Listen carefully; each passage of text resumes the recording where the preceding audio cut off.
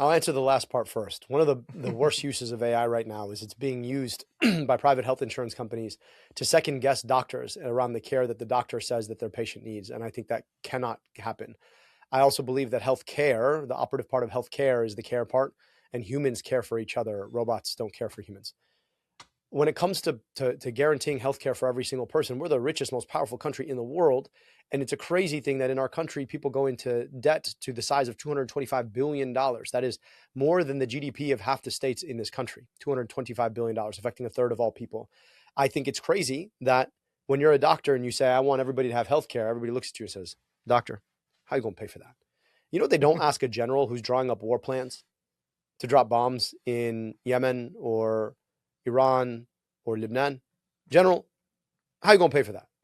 Mm-hmm. So I would rather spend our money to invest in healthcare here than put another $500 billion a year into the Pentagon budget so that that general can drop a bunch of war plans and go kill other people with our money.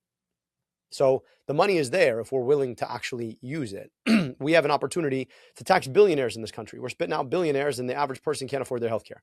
I would much rather have a society where we have 1,000 millionaires than one billionaire. And so it's changing the way we think about our tax code. It's changing the way that we ask and require billionaires and corporations to pay their share. And it is investing in the things that people need and deserve so you can unlock the potential inside every person. Right. Incredible. I mean, that's incredible news. But at the same time, you're going up against massive lobbies, lobbies that have lots of backing, a lot of money.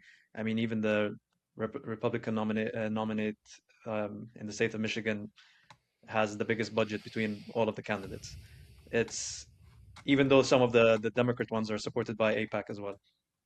So how does someone who's not supported by AIPAC, who's not supported by those big lobbyists, find the capability to fundraise, create the funds for his own campaign, and also push against these very wealthy individuals, these billionaires, these big politicians? So you and I are talking to each other from all over the world right now. Mm-hmm. It's an amazing thing that the internet has made possible. The other amazing thing that the internet has made possible is the ability to fund a campaign $5 and $10 at a time. If I have to choose between 1 million people giving me $5 or 5 people giving me each $1 million, I'm picking the former. I would rather be funded by the grassroots than the billionaires who then call you up and think that you owe them a favor. And not only that, but if you have to choose between having money and having a message, pick having a message. Because the thing about it is you can't buy the truth. The other thing you can't buy is a personality, right? The guy I'm running against is a guy named Mike Rogers. I just don't have a personality. Part of me is just like, what is compelling about you? Like, I truly, like, I don't know what you are except for like a beta character out of a bad show about a country club where like your whole job is to just laugh extra loud at the thing that the annoying alpha character said. That's what he is to Donald Trump. So, at the end of the day, I would much rather have the truth. And it turns out that money doesn't vote. People vote. Now, they're going to spend a whole lot of money. AIPAC itself has said that I'm the most dangerous candidate for the U.S.-Israel relationship. I wish that they put it on a T-shirt. I'd wear it every day. And they're going to spend $30 million to try and beat me in this race. And they're going to spend that $30 million trying to tell everybody how terrible I am. Now, here's the interesting thing about it. Then it's up to the people to decide. And they still got to decide who they're going to vote for.